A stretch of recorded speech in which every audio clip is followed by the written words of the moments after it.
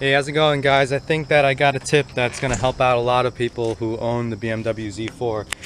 And the issue is usually like right in this area, air can actually get through. This basically creates wind noise when you're driving at anything above like 40-50 miles per hour. It actually gets very annoying. So there's a couple of things that you can do that BMW sets up. First of which is on the bottom here. Now, if you take a look here, you'll see that there's two holes.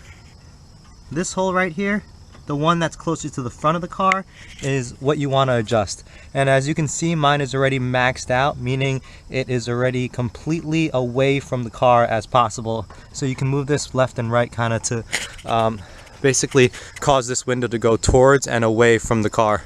Obviously, you don't want to make it too much towards the car because then this will actually hit here really hard. But you also don't want to make it too loose, in which case air will be able to get through. Now, as you can see, mine is already maxed out, and even with it maxed out before, I was able to, slip a sheet of paper in here and just kind of slide it around, and so it really was annoying.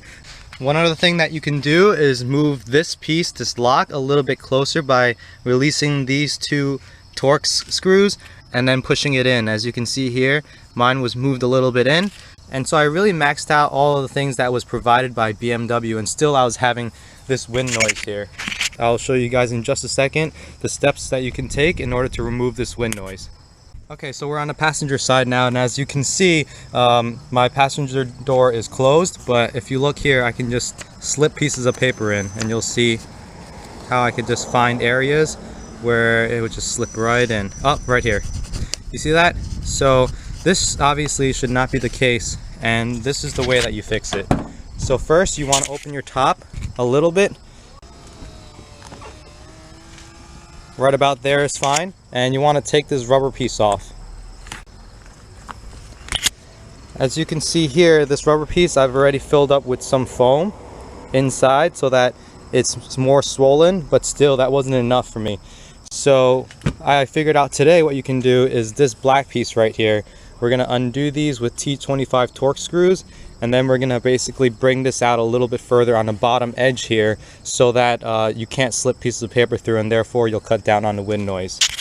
Alright, so let's remove these guys.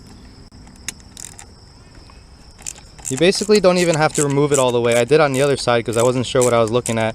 But all you have to do is loosen them up here and here.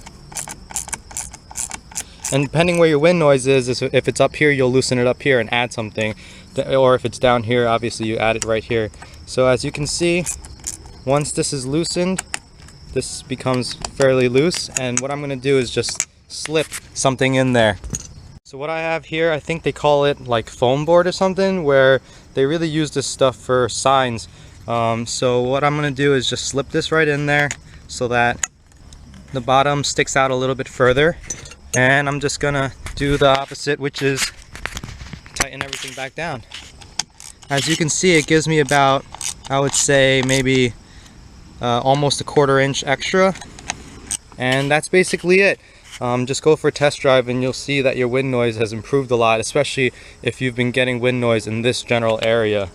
This will definitely make it a lot easier to drive on the highway, not having wind noise from the outside always seeping into the cabin.